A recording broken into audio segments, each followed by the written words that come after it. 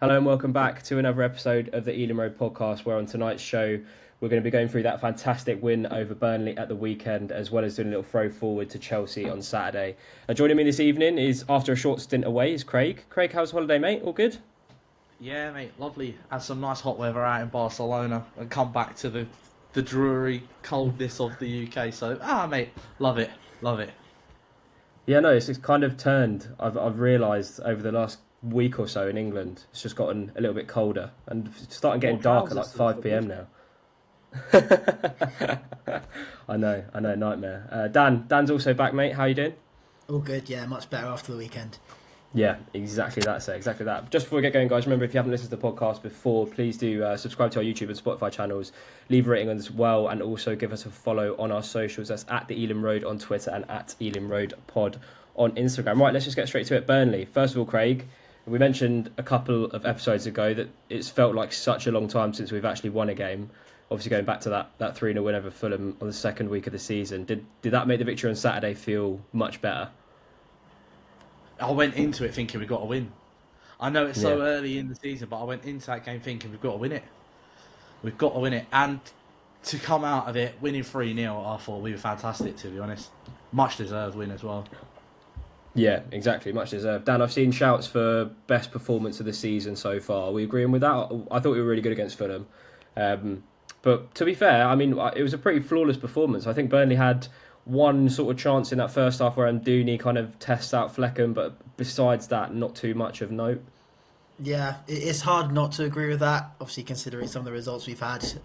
Like I said before, I think we've played well in some games, but not necessarily got the result. But the difference this week was, taking chances, not necessarily the easy chances, but, we scored some really good goals that, we, don't normally score. It's quite rare to see us get two absolute bangers like that, So, yeah, I guess it must be, up there. Yeah, definitely. I was kind of thinking before, well, just over the course of the season, I haven't seen a spectacular goal like Godos's in a while. Is that? I don't know if I'm forgetting one, but from outside of the box, like a rocket like that, I think it's been a long time since I've seen one like that. I can remember a few against us, but not for us. Exactly. Before we get to the goals, we do need to talk about VAR again. Every week it seems like we're talking about VAR. Still can't quite wrap my head around why the decision to rule out Mope's goal stood. Obviously, what they flagged for is Aya being offside, which he is, but he's interfering with play by holding back the Burnley player at the back stick. Apart from that, the goal was fine. Nathan Collins kind of pulls it back across goal. Morpé's there at the back stick. Obviously, it would have been great for Morpé to get his first goal. But Craig, you messaged me in the week. I know you've got some thoughts on it, so I'll let you fire away, mate. So I just want to start with who controls the scoreboard or who controls the board at Brentford? Because when they done the VAR decision, it was posted that Collins was the player that was offside. So everyone's then looking at the videos of the goal that was scored, can see Collins is clearly a yard onside. So everyone's looking at it, considering it a very incorrect VAR decision once again. If it had been labelled as Aya to start with, I don't think we'd be having this conversation. But so the first point is they've labelled the wrong player. And then second point is he's not involved in the build-up of the goal whatsoever. The defender, it almost looks as if the defender's pushing him away from goal anyway. So whether Collins was going to miss the ball or what, Aya wasn't going to get to it. So there's no interference with play whatsoever from him. And I don't know what Michael Richards is talking about on Match of the Day either. I know. They kind of just brushed it off. They just kind of skipped over it. They were like, yeah, you can clearly see he's interfering with play, and then they just kind of moved on. I was thinking, because when you watch the footage back, the Burnley player doesn't protest whatsoever. There's no like clear kind of tug of his arm, and I'm just thinking, if the Burnley player's not protesting, that kind of tells the whole story. If he's not actually going to the referee and saying he's holding me back there, and it was just so soft, Dan. I mean, I was looking at it and I've watched it over and over again now. Yeah, And I was thinking all sorts. I was thinking Collins and Aya, they look quite similar. Maybe been a little miscommunication there. And then I was thinking, I know they don't like to overturn things unless it's a clear and obvious error. But when the linesman flagged, was he flagging thinking the person who headed it was offside, or was he flagging thinking that Aya was holding him back? Because I would say it's more likely maybe to be the first one. In which case, that is obviously an error, and the linesman should at least be asked then, okay, well, they should at least be asked to go and watch it and see, make a judgment for themselves whether Aya's holding up play, or interfering with play. Normally, when I see these kind of things, the player who's interfering is like in the goalkeeper's eye line, or in a player's eye line, and stopping them from like playing an action. But that I've never seen one like this before, where he's like behind the play. It was very weird. Do you know what it reminds me of, just as we're talking about it? You know our goal against Arsenal at the Emirates last season, where Pinnock is kind of involved in a kind of scuffle with Gabriel, but VAR's decided, and to be fair, like I think we got the benefit of the doubt with two kind of parts of that decision, because Pinnock and Gabriel were kind of having their own little tussle, and obviously they missed the offside where Norgard pulls it back for Tony. But if they're looking at that Pinnock situation and saying no, he's not interfering with play, I think we're fine on that count. But they're looking at Aya and thinking the opposite. It's just like the consistency. It's every week, and I hate talking about refs every week. It just really just kind of gets away. Thank God in this game it was quite inconsequential in that we went on as 1-3-0. First goal comes from a bit of good work from Onyeka, who someone that I've mentioned on the podcast has been getting on my nerves. You as well, Craig. But do we have to give him his flowers from his performance on Saturday? Credit where credit's due. That was probably Onyeka's best game for a very long time. I've mentioned before we've got a bit of a running joke where we are about how long it's going to be before Onyeka's rolling around on the floor for one reason or another. 31 minutes was this one. 31 minutes. He did for 31 minutes. And I think it's going to be the last time I do that, because that was a long time waiting for him to hit the deck. But yeah, like you said, he's won the ball back in the middle of the park for Malpay to play that ball through to Mbeumo. So credit where credit's due. Onyeka was brilliant on Saturday. Yeah, thought you mentioned Neil Maupay. Thoughts on his performance, Dan? I thought that was and to be fair to him, he's had quite limited opportunity since coming in. Obviously, cup tied and can't play for his lone parent club. Didn't really see any of the ball at Newcastle, but it wasn't really his game coming up against like big fucking Dan Burn and whatever. But I did think against Forest he played relatively well, but I feel like Burnley, even though he didn't score and he had the goal chalked off, that was a pretty complete performance, would you say, Dan? Yeah, I like him. I don't think he's ever going to be that guy who scores 15, 20 goals. He's not going to replace Tony in that sense, but in terms of his work rate, in terms of what he does off the ball, in terms of how he links up with players, like he's part of the team performance. And at Everton, you can see why he probably didn't fit in. Their style's a bit different.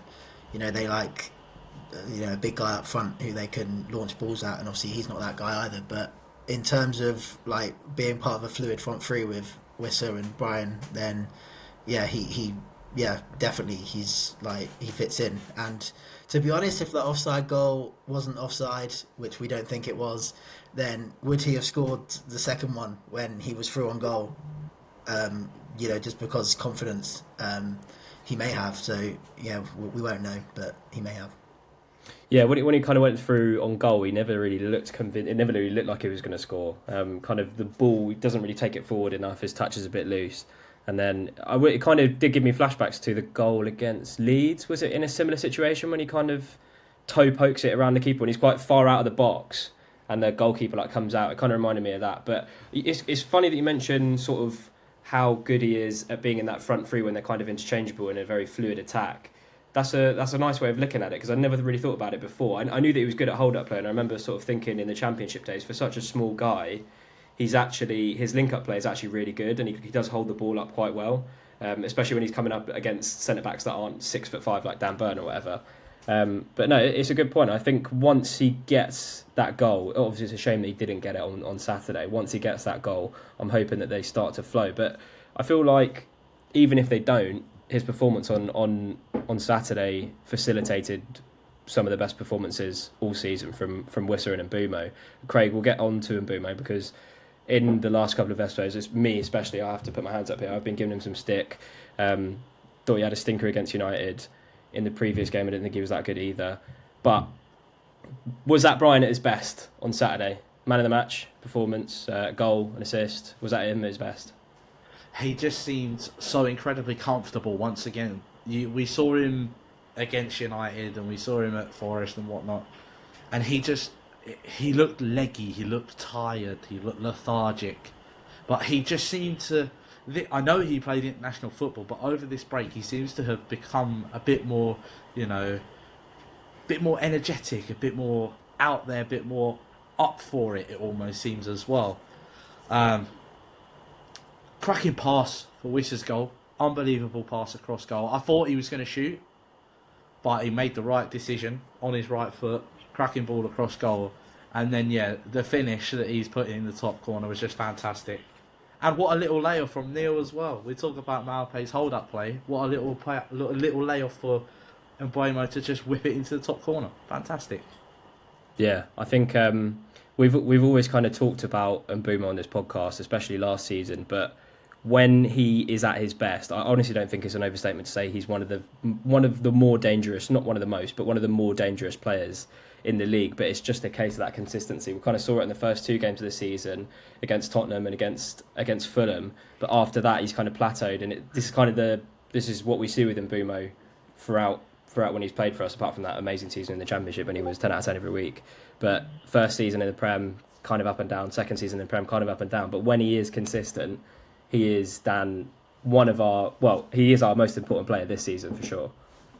Yeah, I think he's definitely getting better, and I think his numbers show that. I'd be very surprised if he doesn't improve again on last season this year.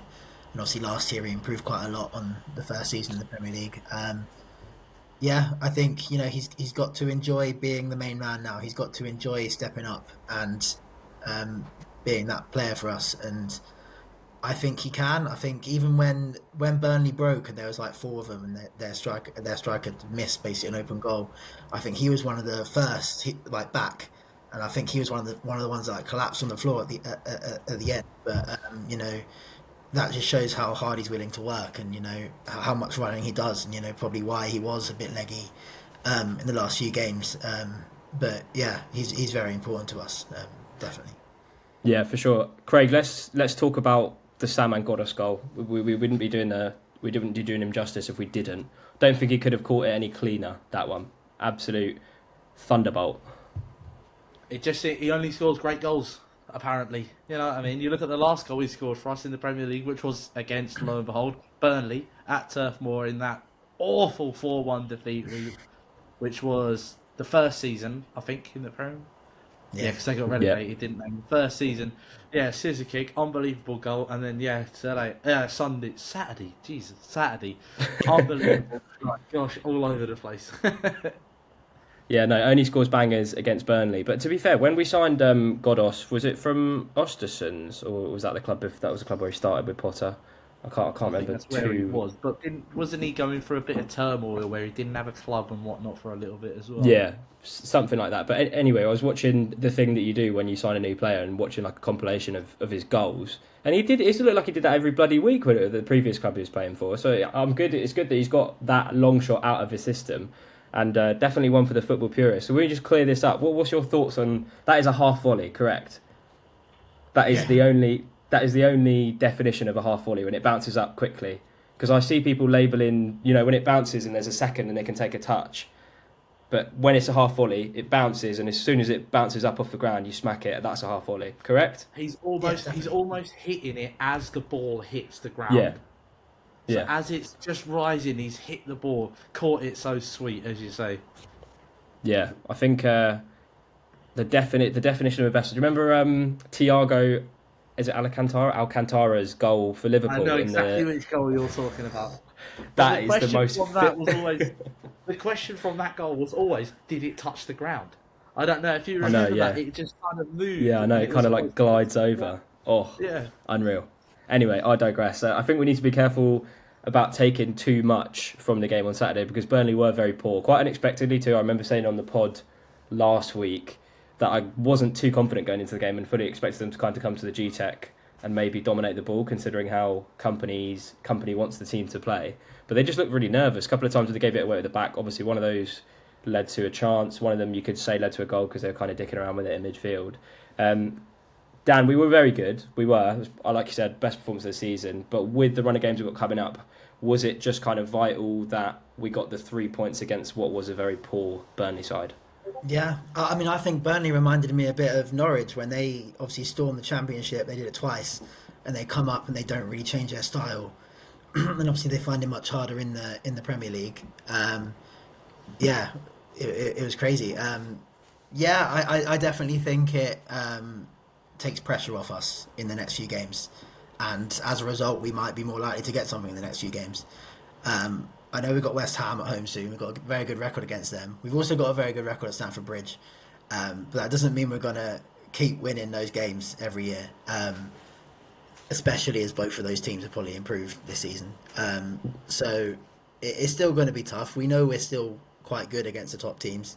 Sometimes, we're better against the top teams, and we'll set up differently, to cater to those games. But, like we said before, that to stay up, you've got to be getting the better of those around you. Because, if they had beaten us, we'd be level with them now, and now we sit here 6 points ahead. So that's the value in it, and, that's why it was so important.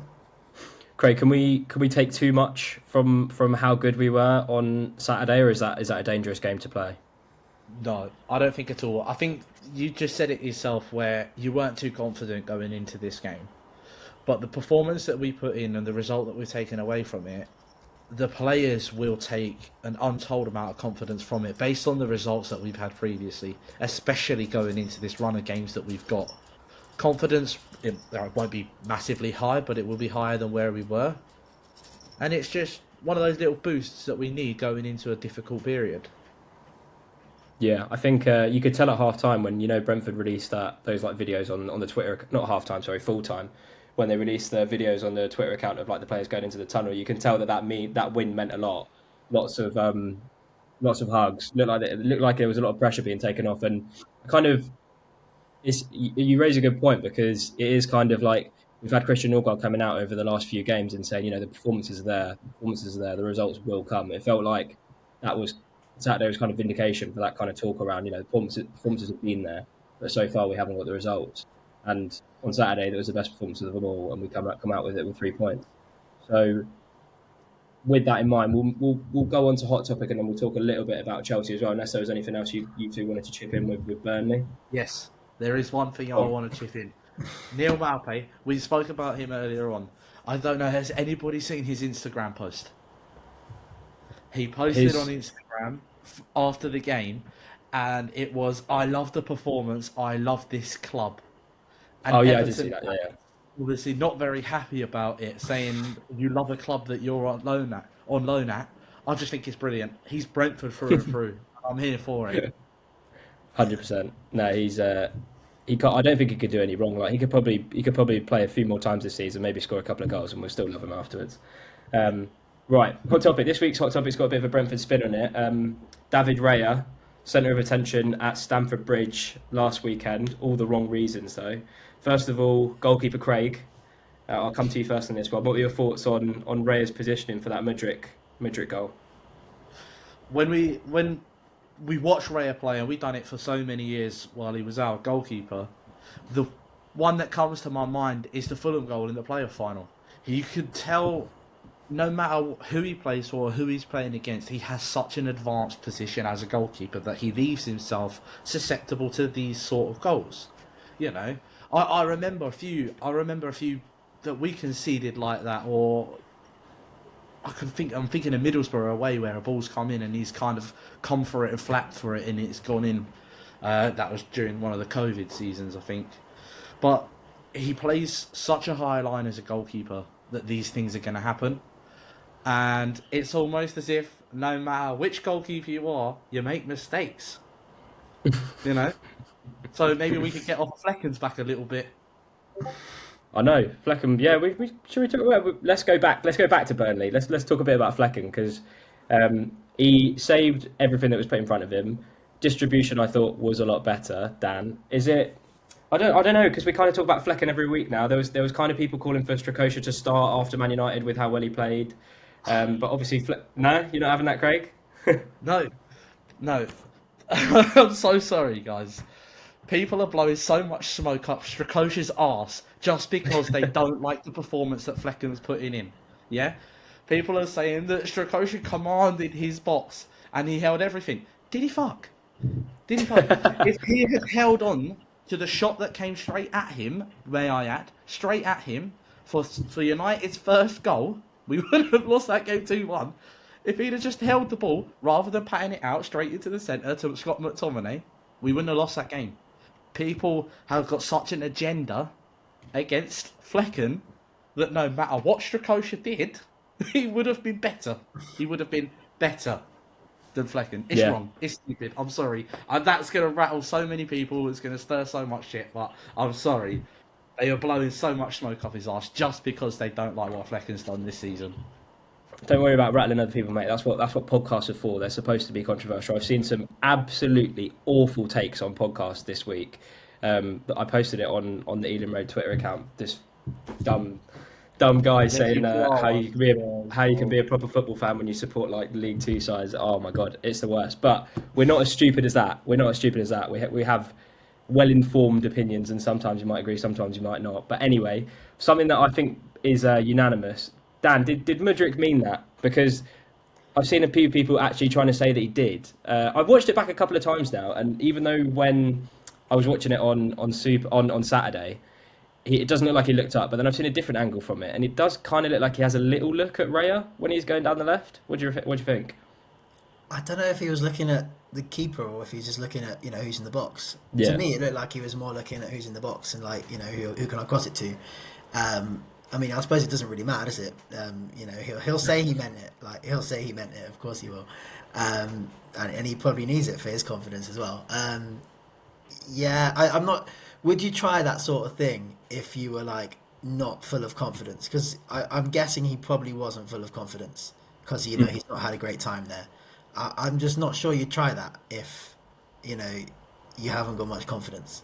But I mean, he did score in the week before. He got his first Chelsea goal at Fulham, was it? Yeah, at Fulham. But yeah, I do know what you mean. I think people saying that he meant it. I feel like because that video came out where it kind of looks like he has a look, but you can't really see what he's looking at. That's kind of sparked a bit of debate. But I feel like with the way he kind of hits it, it's more like he's sliced the cross and it's ended up going past Raya. Anyway, back to the whole goalkeeper Ramsdale Raya debate. It is weird because I remember Arsenal fans, some of my mates kind of asking me before they signed Raya, what's he like? Is he better than Ramsdale? I would always say yes, because I think he's better with his feet. I think he's probably about level in terms of shot stopping. But I always said to them, he does have a big mistake in him sometimes. Maybe like you said, Craig, as all goalkeepers do, but when goalkeepers make mistakes, it's more consequential than when anyone else makes a mistake. Has Arteta kind of brought this on himself by ostensibly replacing a top-class goalkeeper who did very little wrong last season with another top-class goalkeeper in Raya? Craig, what do you think? What do you think about the whole situation? It's a weird one. I agree. I said it on Twitter, I said it on the socials when it happened. I said Raya's better than Ramsdale. In my opinion, Raya's a better goalkeeper than Ramsdale is. But you have to feel sorry for Ramsdale. He started every game. He went to international duty and he played for England. He came back to Arsenal and he hasn't started a game since. So, you've got to feel a little bit sorry for him. It's difficult when a club has got two very good goalkeepers.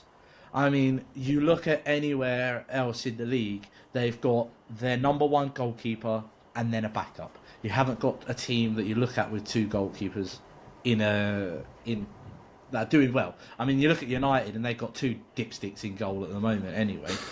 So I think that he's just got to feel sorry. I feel sorry for Ramsdale, but I understand the decision making from Arteta. What do you reckon, Dan? What's your overriding feeling? Because for me, it's just a little bit weird. I know I kind of thought to myself, if you look at it this way, if he's replacing a top class goalkeeper, he's strengthening a position of strength essentially. But I just, especially knowing that Ray is going to take a bit of time to settle in, and the bond that Ramsdale has with the Arsenal fans, because he's a fan favourite.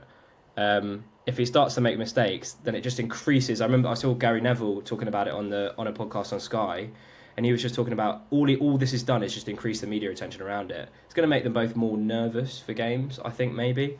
Ramsdale's going to come into the team with a point to prove, especially if he starts in the Champions League this week. But what have you made of the whole situation, Dan?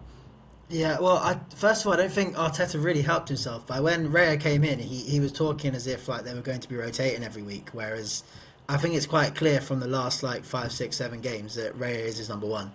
But obviously, he's never said that, and I still don't think he said that. But I suppose he's hoping that they'll push each other to become better, and they know that if they've got bad performances in them, mistakes in them, there's another good keeper behind them. With that he can easily come in, but it can also go the other way quite easily, and eat you up. And I think goalkeepers like to feel secure and like to feel that they're backed, and that they know that they're the number one and they can take a risk if they need to. But yeah, I would say at his best, Ray is better just because of his distribution. When he's not making mistakes, he's probably the better keeper because of that. Shot stopping, I think they're quite close. But Yeah, I Mike, think as well. Go on. Mike, sorry, mate. Before you go on, you mentioned it about the media and things like the social media and just the media in general about shedding light on this situation.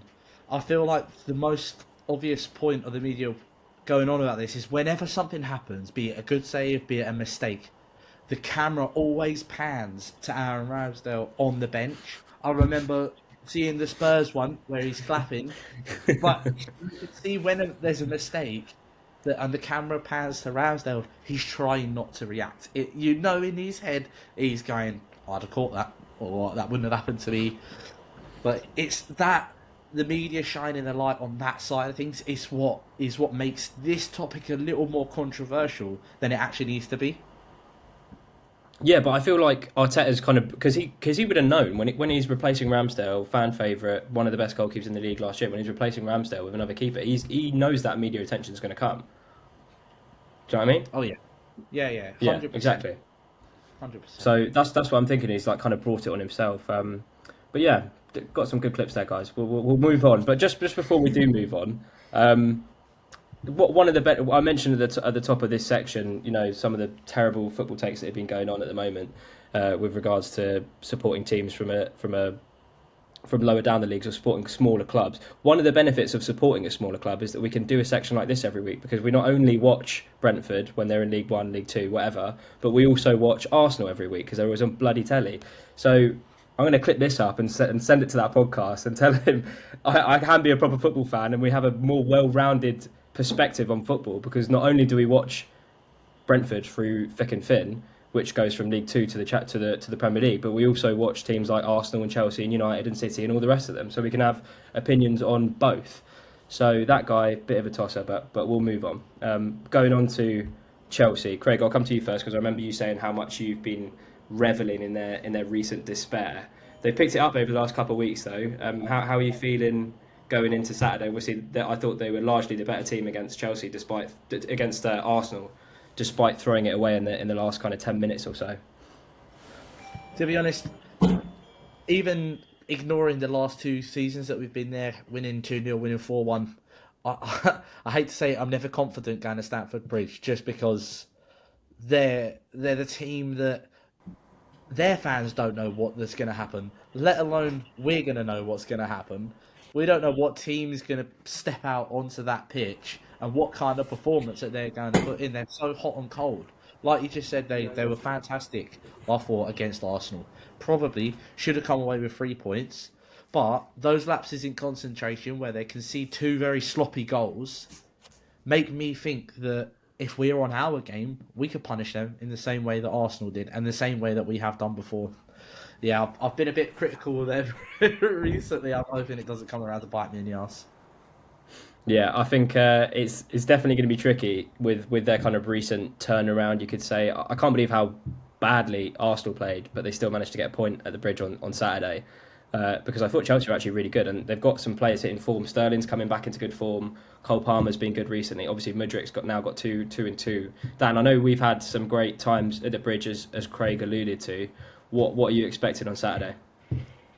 At the back of my head, I always say to myself, we can't keep winning at Chelsea. But honestly, I don't think that has any bearing on like an individual game. Like logically thinking about it, like we can win, just like we could win last year, and we did.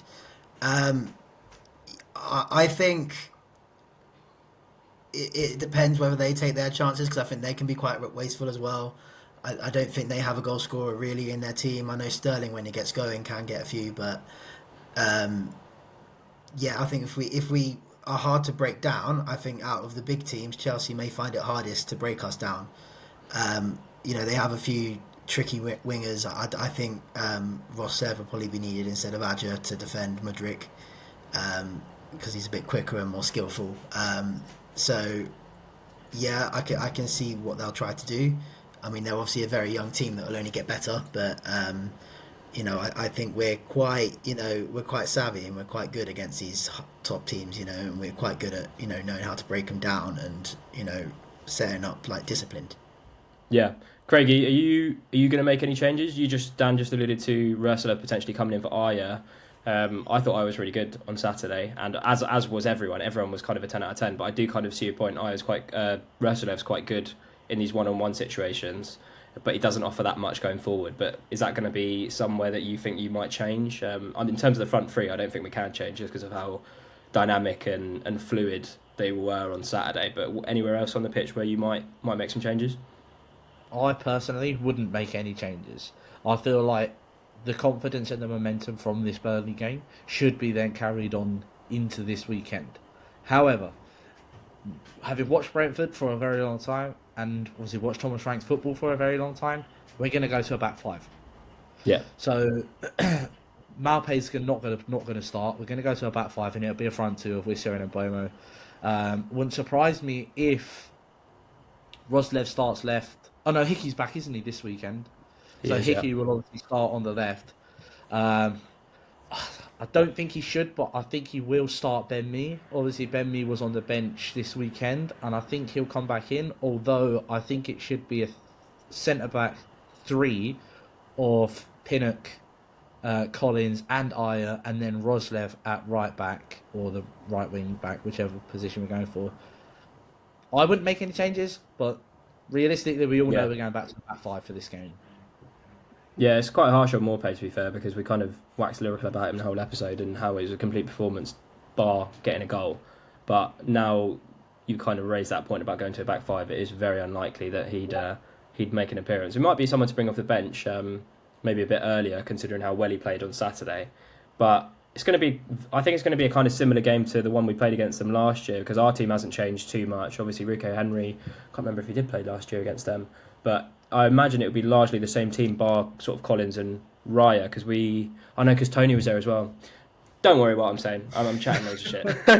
It's not going to be the same team, but I feel like it might be the same kind of game, especially if we go to a back five. We're going to be difficult to break down. We're going to play on the counter, have Wisser and Mbumo going up top. Final thoughts ahead of Chelsea, Dan? I think it's definitely good we won last week, so I think it takes the pressure off. And, it's another one where we probably go there and we probably don't necessarily expect to win again. Or maybe we do, if considering our recent record. But you know what I mean. I think the pressure's off. We can go there, be hard to beat, and, definitely come away with at least a point. I don't see why we can't do that. Chelsea in the Arsenal game showed their strength and their weaknesses. With how they threw it away as well. They're quite young and inexperienced, and I think we can use our know-how from the last 2 and a bit years in the Premier League to, definitely get something. Let's hope so. It's my birthday the next day, so if anyone's listening, Brentford related, please put a shift in. I know the last time someone said that on this podcast, it was Callum's birthday, and we went and did what we did at Man United. So please not that again, all right? Because that will really not ruin my birthday. It will ruin my whole fucking year. Anyway, Ealing Road Podcast, we'll be back in a couple of days with a more in-depth preview of the game against Chelsea. We're going to be linking up with another podcast. We'll be hearing from them to get a more kind of in-depth look at them ahead of the game on Saturday. Is something we're going to start doing more regularly, because I feel like, especially with the teams like Burnley, where you don't really know too much about them, I felt like the guy Joe from Turfcast that came on last week offered a good bit of insight into teams that I wouldn't know too much about, whereas I know it's with Chelsea, we do, because we kind of alluded to it earlier, we do kind of watch these teams every week. But regardless, I think it's good to get like a kind of fan's perspective. It tells you more, we kind of watch Chelsea on the TV, but I'm not so tuned into what Chelsea fans say on Twitter and, how their fans feel about their season. So it's definitely an angle we're going to explore some more. So look out for that. It'll be coming out in the next couple of days. Remember, guys, just before we go, if you haven't listened to the podcast before, please do subscribe to our YouTube and Spotify channels. Leave a rating on those channels as well, and also give us a follow on our socials. That's at the Ealing Road on Twitter and at Ealing Road Pod on Instagram. Cheers, guys, and we'll see you in a couple of days.